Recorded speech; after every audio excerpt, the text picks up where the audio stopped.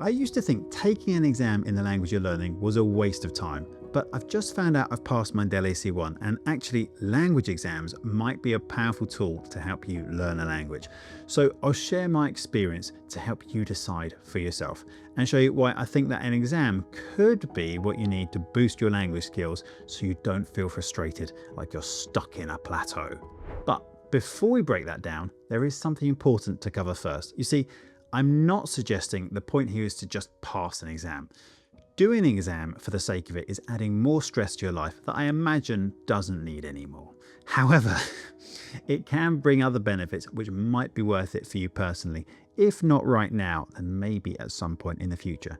And that is what we're going to look at. So you might say, what is the point of doing an exam in whatever language that you're learning? Well, in my case, my Spanish was coming along quite nicely. I was reading sci-fi books in Spanish, listening to podcasts about geopolitics, journaling and having conversations with my tutors online. So it was fair to say that Spanish had become a part of my life.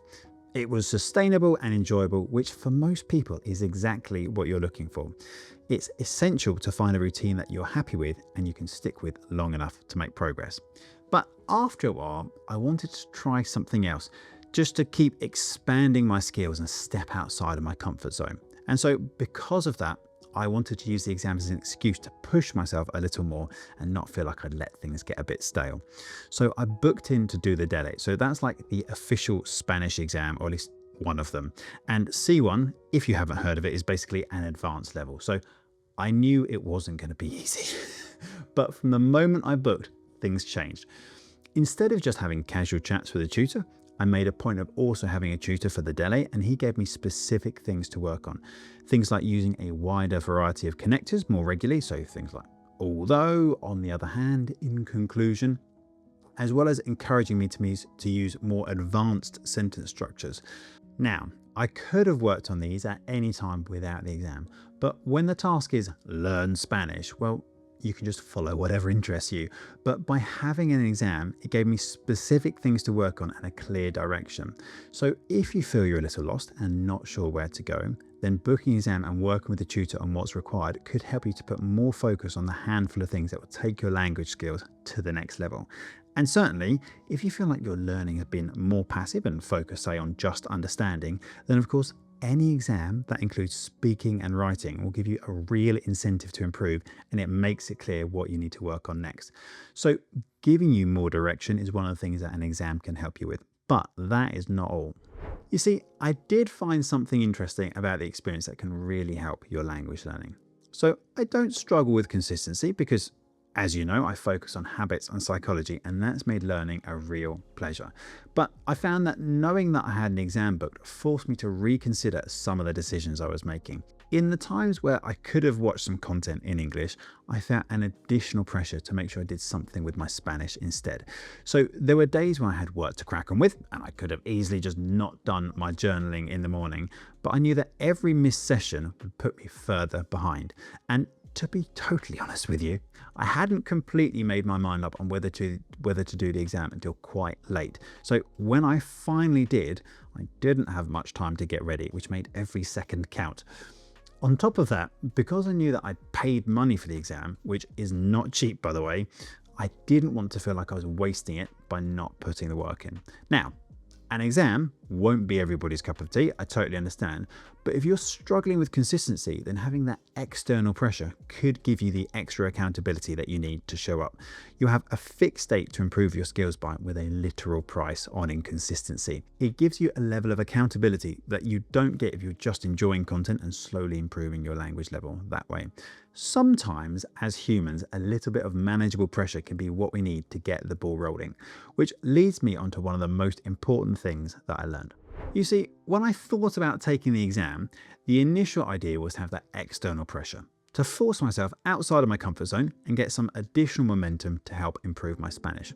And it definitely did that. But something else happened as I started to do activities to prepare for the exam. So I was doing things like doing a presentation on an article I read, or writing an essay about a passage I was given, or even learning how to write a letter in Spanish. They were things that I definitely wouldn't have done otherwise, but they grew my language skills. On top of that, I got exposed to a wider variety of the language than I was used to, like listening to audio of speakers with different accents or reading really technical material like a contract to rent an apartment.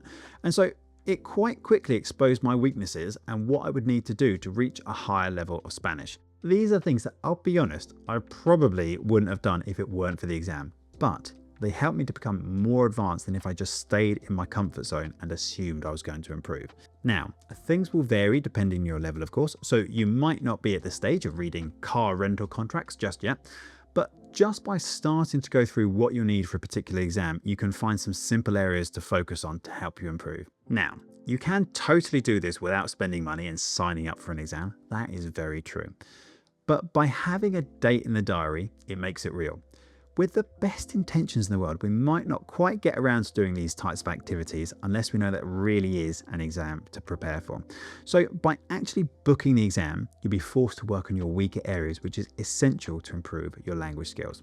Now, there was one thing that I really didn't expect from the process. So what was that? Well, as I was going through the activities I've mentioned, so presentations, writing short essays, or doing things that tested if I really did know Spanish, I noticed a change. You see, I'd signed up to do a hard thing and I was showing myself that I could put the work in to make it happen.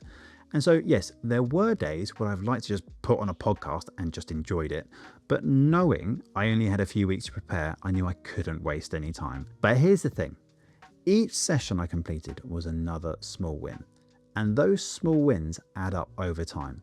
I was having to make choices that were aligned with my goal of trying to pass the exam, and so each time I was forced to show up reinforced my identity as a language learner. It was the same with the exam. Even just turning up felt like a rite of passage. I'd made this commitment to do it and I was going to put my skills to the test. Regardless of the result, I could feel proud of myself that I'd put myself forward for it when the easy option would have been to just stay inside my comfort zone. And that was the big thing I took away from the experience. You see, whether you pass or not ultimately doesn't matter. But by making that commitment and doing the things you need to improve for the exam, that builds your experience, making your identity as a language learner so much stronger. You will have made the decision to do a hard thing when you didn't have to. And that says something about you, which will reinforce that identity. Now, I know an exam won't be for everybody right now. You don't just wake up, decide to learn a language and then sit a C1 exam. So if you're not convinced just yet, the key takeaway is this.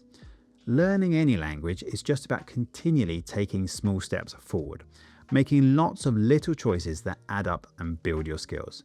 Just do something today and expand the things you're comfortable with in your target language. Personally, I wish I did the DELE exam sooner.